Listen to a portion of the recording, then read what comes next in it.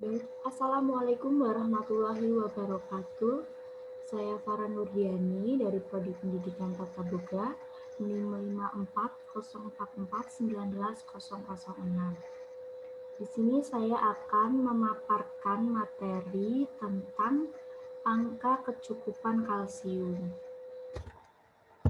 Baik, langsung saja. Kalsium merupakan mineral yang penting untuk manusia. 99% kalsium di dalam tubuh manusia itu terdapat di dalam tulang, dan sebanyak 1% kalsium terdapat di dalam cairan tubuh seperti serum darah, sel-sel tubuh, dan dalam cairan ekstraseluler dan intraseluler. Kalsium merupakan mineral yang paling banyak terdapat dalam tubuh manusia, yaitu sekitar 1,5 sampai 2% dari berat badan.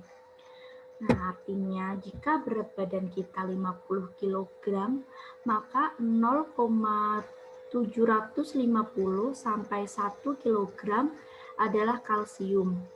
Sehingga sekitar 99% kalsium berada di dalam jaringan yang keras, yaitu pada jaringan tulang dan pada jaringan gigi. Selebihnya kalsium tersebar luas di dalam tubuh. Baik, selanjutnya ada fungsi dan sumber kalsium bagi tubuh. Fungsi yang pertama adalah pembentukan tulang dan gigi.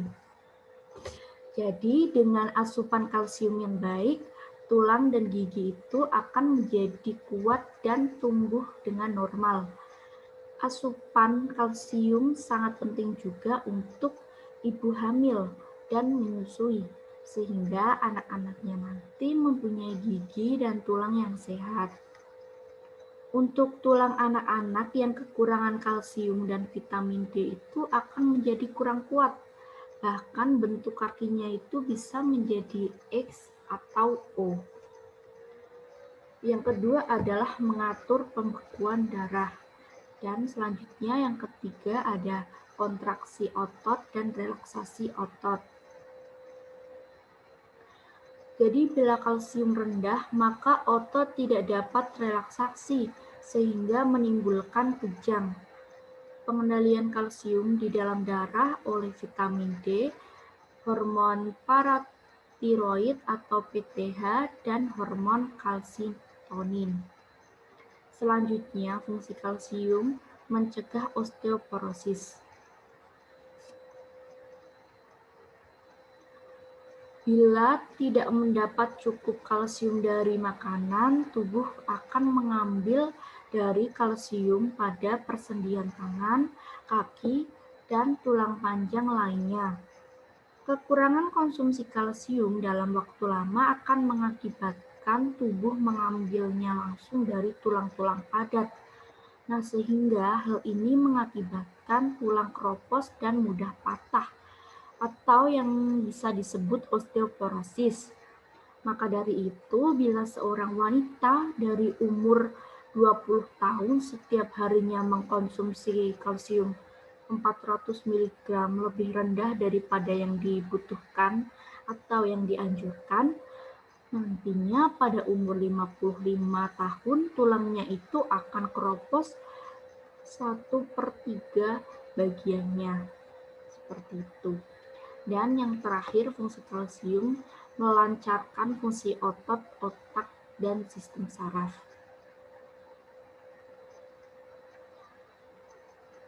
Otot, otak, dan sistem saraf membutuhkan kalsium agar dapat berfungsi optimal. Kekurangan kalsium dapat menyebabkan spasme atau kejang otot dan gangguan fungsi otak dan sistem saraf. Iya, maaf tadi yang ada juga penyimpanan glikogen ya. Jadi kalsium itu berperan dalam proses penyimpanan glikogen. Bila tidak ada kalsium, tubuh akan merasa cepat lapar secara terus-menerus karena tidak dapat menyimpan glikogen. Nah, selanjutnya sumber kalsium itu terdapat pada makanan apa saja sih? Sumber kalsium terbagi menjadi dua, yaitu hewani dan nabati. Sumber kalsium dari hewani antara lain ikan, udang, susu, dan produk olahan susu seperti yogurt, keju, dan es krim. Dan juga ada kuning telur, ikan teri, udang rebon, dan daging sapi. Sumber makanan yang mengandung kalsium nabati terdapat pada sayuran hijau seperti sawi, bayam, brokoli, daun pepaya, daun singkong. Nah, selain itu terdapat juga pada biji-bijian dan kacang-kacangan. Baik, selanjutnya dampak kekurangan kalsium. Orang yang kekurangan kalsium tidak selalu menunjukkan gejalanya, terlebih jika kekurangan kalsium baru terjadi pada waktu yang singkat. Namun, pada sebagian orang, terutama yang sudah kekurangan kalsium dalam jangka panjang, kondisi ini dapat terlihat dari beberapa gejala sebagai berikut: kesemutan, kram dan nyeri otot, kejang, gangguan psikologis seperti depresi, mudah lupa, dan sering kebingungan. Kuku dan rambut rapuh, mudah lelah, tulang rapuh atau mudah patah meskipun tidak mengalami cedera berat, dan nafsu makan berkurang.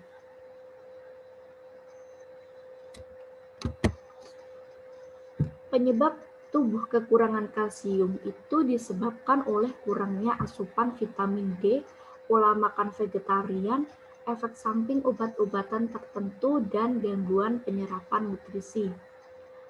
Penyakit dan kondisi medis tertentu seperti gangguan hormon, pankreatitis, atau kekurangan albumin juga bisa menyebabkan kekurangan kalsium. Nah, ini ada contoh ya. Ini yang di atas itu contoh tulang yang melemah, jadi ini bisa sering nyeri otot atau kram. Dan selanjutnya yang gambar bawah itu kuku mulai rapuh karena kekurangan kalsium. Angka kecukupan kalsium yang dianjurkan untuk orang Indonesia per orang dan per hari ya. Untuk bayi atau anak usia 0 sampai 6 bulan itu dianjurkan mengonsumsi kalsium sebesar 200 mg. Untuk usia 7 sampai 11 bulan itu 250 gram dan selanjutnya. Untuk laki-laki usia 10 sampai 12 tahun itu dianjurkan mengkonsumsi 1200 mg kalsium. Untuk usia 13 sampai 15 tahun itu dianjurkan sama ya, 1200 mg kalsium dan sebagainya. Selanjutnya untuk perempuan juga tadi sama dengan laki-laki kebutuhannya. Dan untuk hamil dan ibu menyusui itu dianjurkan mengkonsumsi lebih dari 200 mg kalsium. Lanjut, untuk mengkonsumsi kalsium per hari itu dapat dihitung dengan rumus BKK dibagi BDD dikali zat gizi dalam TKPI. Nah, BKK itu berat yang dikonsumsi, BDD itu berat yang dapat dimakan, dan TKPI itu tabel komposisi pangan Indonesia. Ini yang TKPI ini saya tidak masukkan ke dalam PPT karena itu banyak sekali, jadi bisa mencari di Google. Mungkin dengan mengetik tabel TKPI itu sudah ada. Nah, ini ada contoh perhitungan konsumsi kalsium per hari. Ini saya mencontohkan untuk diri saya sendiri ya. Jadi usia saya ada 19 tahun, berat badan 51 kg, tinggi badan 165 56 cm. Nah, ini saya akan memaparkan konsumsi saya selama 1 hari. Untuk nasi putih saya mengkonsumsi 350 gram dengan BDD nasi itu 100. Jadi BDD itu berat yang dapat dimakan. Jadi kalau nasi itu semuanya bisa dimakan. Lain lagi dengan ikan bawal, ini saya menggunakan 200 gram ukurannya yang saya konsumsi dan BDD-nya itu 70. Jadi kalau ikan itu kan ada duri ya, jadi duri itu tidak bisa dimakan, jadi bukan BDD-nya bukan 100, namun 70 karena durinya itu tidak dimakan. Dan saya mengkonsumsi es krim itu sebanyak 90 gram dengan BDD 100. Nah, dan sebagainya. Untuk kalsiumnya ada di slide berikutnya, nanti saya akan jelaskan. Dan dalam 1 hari ini, konsumsi kalsium per hari saya itu sebesar 1116,32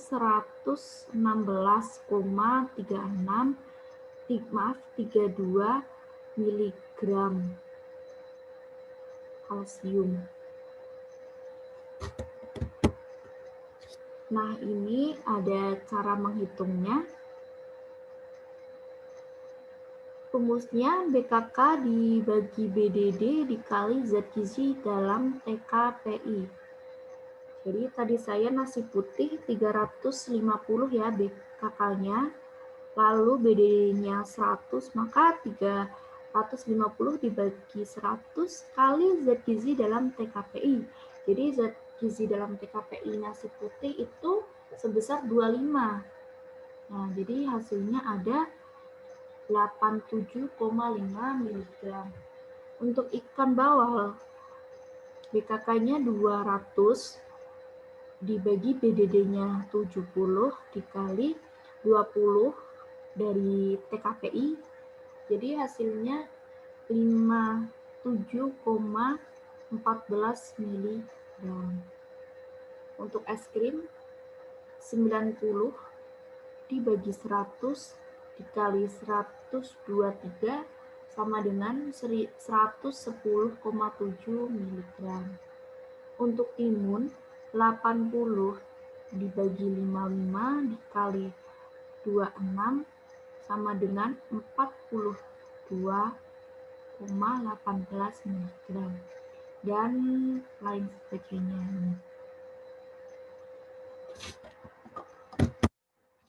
Maka dari itu, dari hasil perhitungan kalsium sehari saya itu 1116,36